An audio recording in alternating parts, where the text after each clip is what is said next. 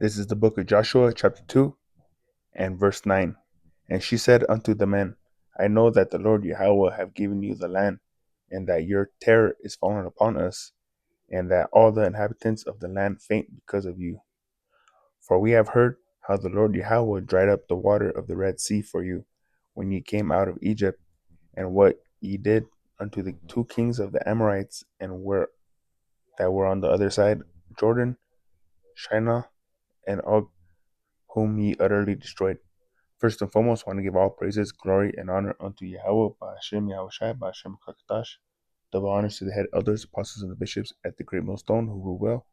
And shalom to your hopeful elected brothers and sisters out there gathering faith as the treasure. I say shalom to you.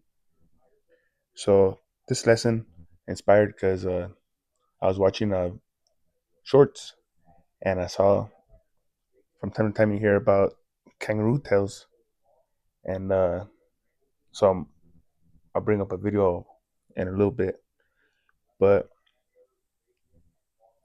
let's finish this. This is Joshua chapter 2 and verse 9, and we'll read the more.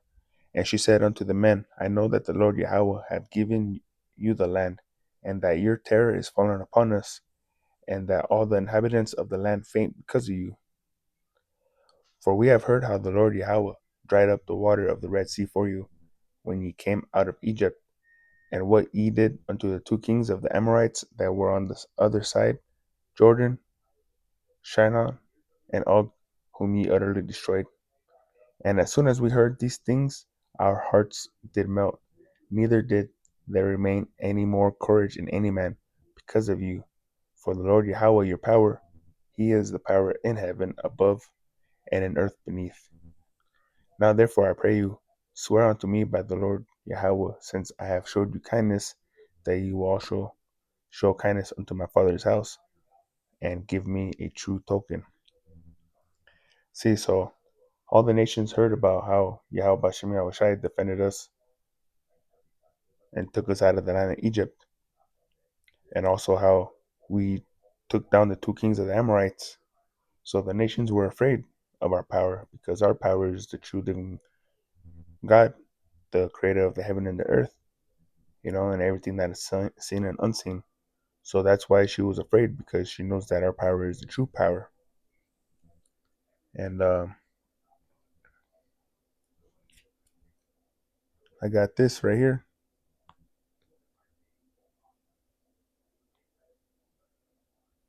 Judith chapter 5. And let's see.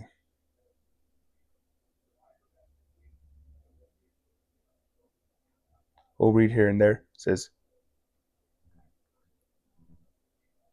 Judah chapter 1. Then it was declared to Holofernes, the chief captain of the army of Asher, that the children of Israel had prepared for war, and had shut up the passages of the hill country, and had fortified all the tops of the high hills, and had laid implements in the champion countries.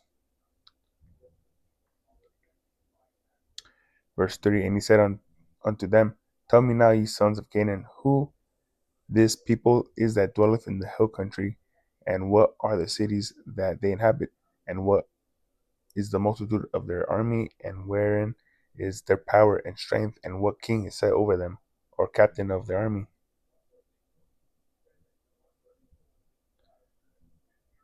Then it says, verse 5, Then said Enkior, the captain of all thy sons of Ammon, Let my Lord hear a word from the mouth of thy servant, and I will declare unto thee the truth concerning these people which dwelleth near thee, and inhabit the hill countries, and there shall no lie come out of the mouth of thy servant.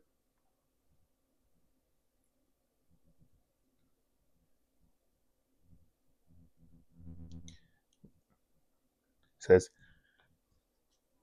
verse 11, Therefore the king of Egypt rose against them, and dealt subtility with them, and brought them low with laboring in brick, and made them slaves.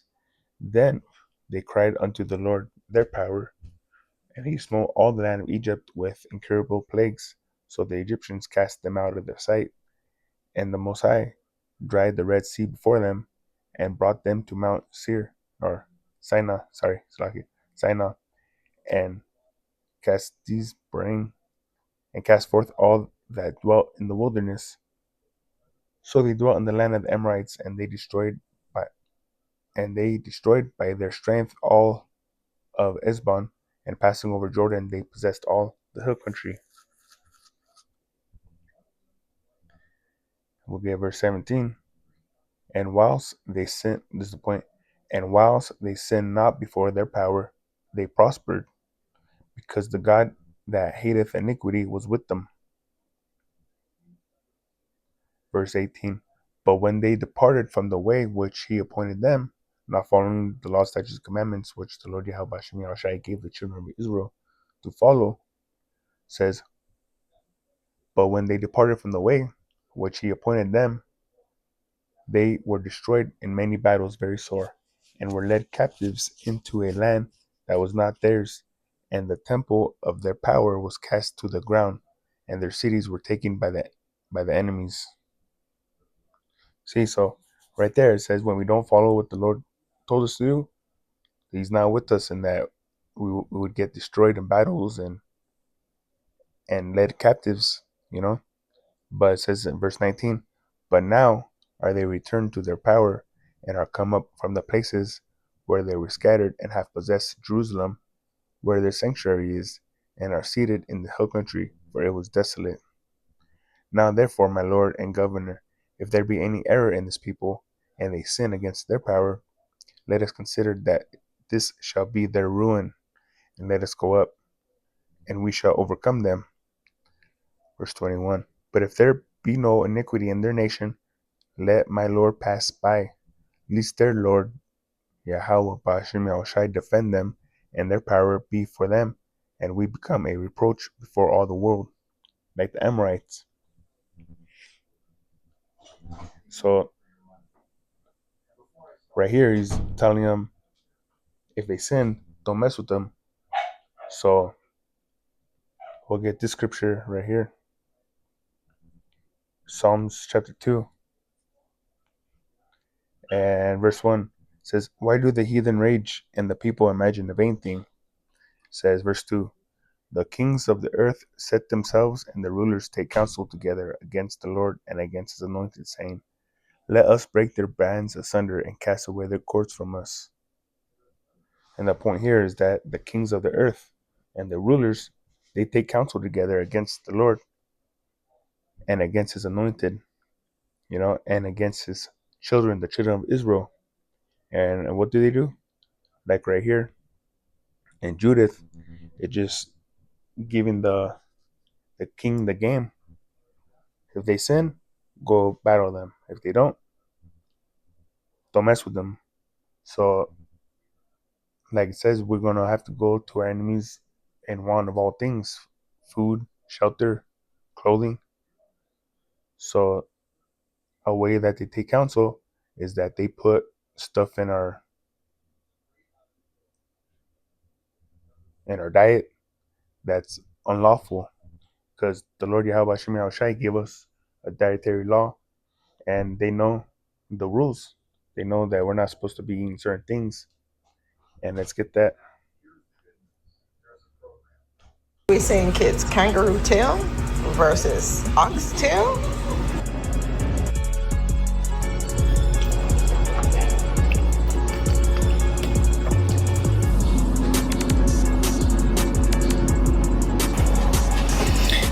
This is not beef. This is not oxtail. This is kangaroo tail. I know it sounds crazy, but if somebody said to stay out of jail, or you won't go to jail, if you could pick the cow versus the kangaroo, I would be in jail forever, guys. Sorry, we would be in jail forever. This shit is exact. So just understand something. For the same bag of cow, it's $34. For kangaroo, it's $11.99. Please understand, we are being fed kangaroo by somebody, and it does not tell me. So, whatever. See that? Sweet. Fall off the bone. Kangaroo.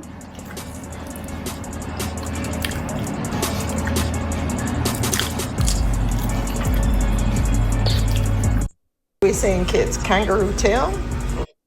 See, so instead of giving us some oxtail, they switch it out and give us kangaroo tail. Oh, let's get over here. And right here, I typed in, are kangaroo lawful according to the Bible? Kangaroos are not lawful to eat according to the biblical dietary laws.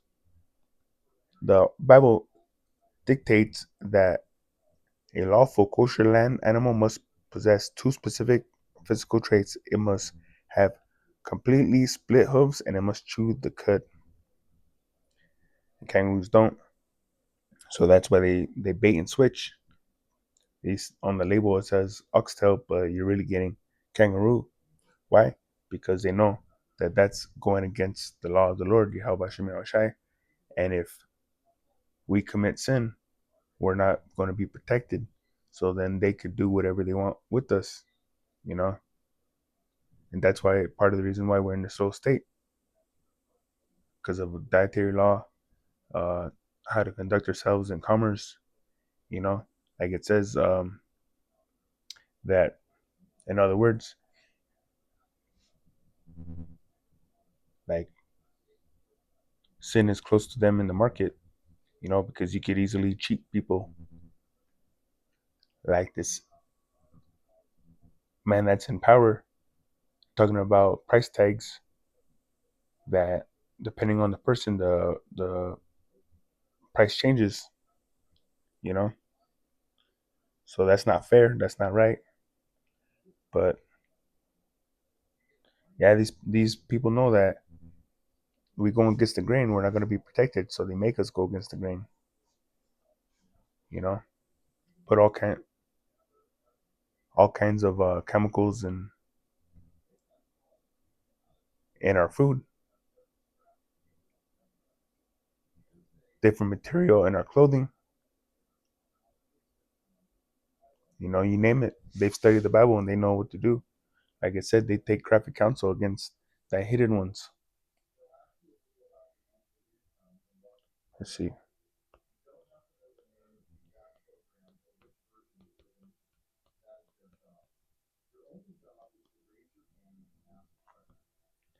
Right here, Psalms 83. Hold on. Psalms 83 and 3. They have taken crafty counsel against thy people and have consulted against thy hidden ones.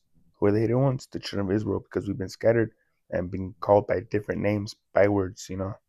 It says, they have said, come, let us cut them off from being a nation, that the name of Israel may be no more in remembrance. For they have consulted together with one consent. They are confederate against us. Look up confederate. It says joined by an agreement or treaty. So all these nations says for they have consulted together with one consent. They are confederate against us. So they've joined up against us. They're all in agreement. It's kind of like the big bad bully. He's bad, you know, picking on one kid at a time. You know, it's just an analogy. But if all the kids on the playground join together, they could take that bully down. And that's what they're doing. But we're not bullies. They're just mad because we live different than them.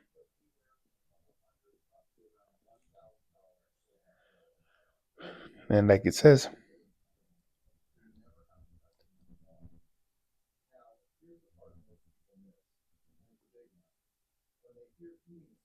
verse 11 in Joshua chapter 2, verse 11. And as soon as we heard these things, our hearts did melt. So these nations are afraid of our power and afraid of us. But let's get a little bit more and then we'll close out.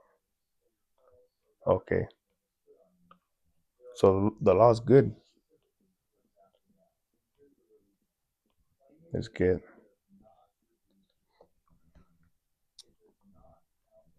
let's see. Nope.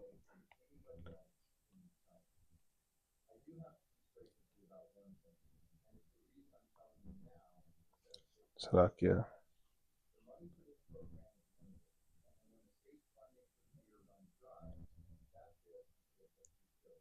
says 2 Peter chapter 2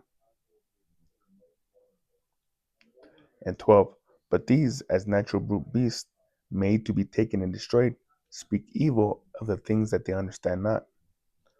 So right here, talking about these guys, 2 Peter chapter 2, but they were first false, but they were false prophets also among the people, even as there shall be false teachers among you, who privily shall bring in damnable heresies, even denying the Lord that brought them, and bring upon themselves swift destruction.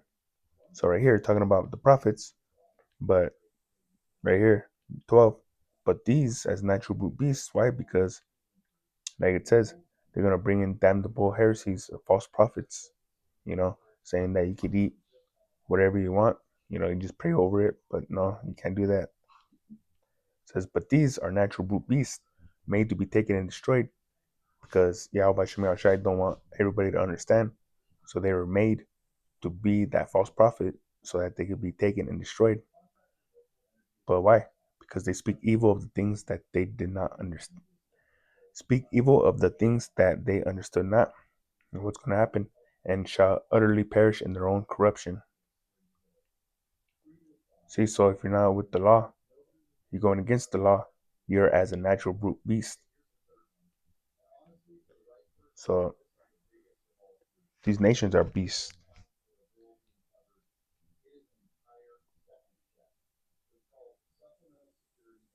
Like right here, Psalms 49 and verse 10. Those who are wise must finally die, just like the foolish and senseless, leaving their wealth behind. The grave is their eternal home, where they will stay forever.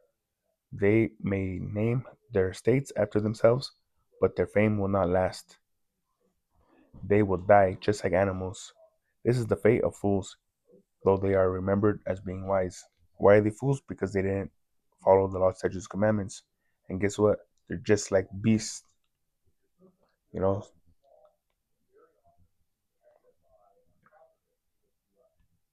But yeah, just wanted to get that point out there that the nations are afraid of us and our power. So they found a loophole, and that's how they control us. Like I said,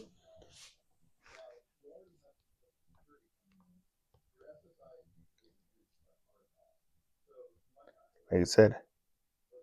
But when they departed from the way which he appointed them, they were destroyed in many battles very sore, and were led captives into the land that was not theirs, and the temple of their power was cast to the ground, and their cities were taken up by the enemies. By the enemies. See, so they understand that, and they're still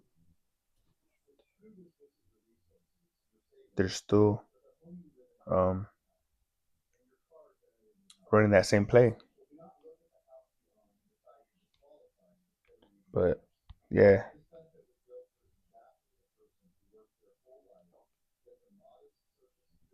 we'll get this also because they give us the bottom of the barrel. We can only afford certain things. So the things that we can afford, they make sure that it's abominable.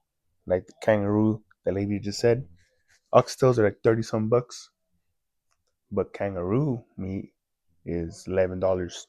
You know, like right here, is catfish unclean in the Bible? Because we know a lot of our people eat catfish because that's the only thing. That's one of the only things that they could eat. It says, is catfish unclean in the Bible? Yes, under the dead Terry.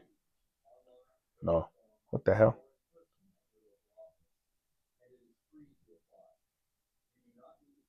Yeah, see, look.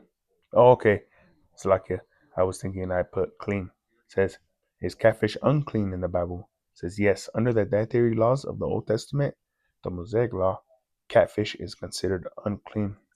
So we're not supposed to be eating that, but our people do it. And that's why we're in this low state. Like right here, chicharron is lawful in the Bible. Whether chicharrones, which are typically made from fried pork skin or pork belly, are lawful depends entirely on which part of the Bible.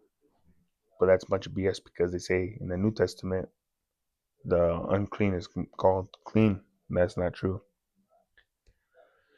But right here it says the Old Testament, the law of Moses. Under the Old Testament, which is still the law, statutes, commandments that we need to follow, it says under the Old Testament, dietary laws given specifically to the ancient Israelites, the pig is classified as an unclean animal because it has a split hoof but does not chew the cud.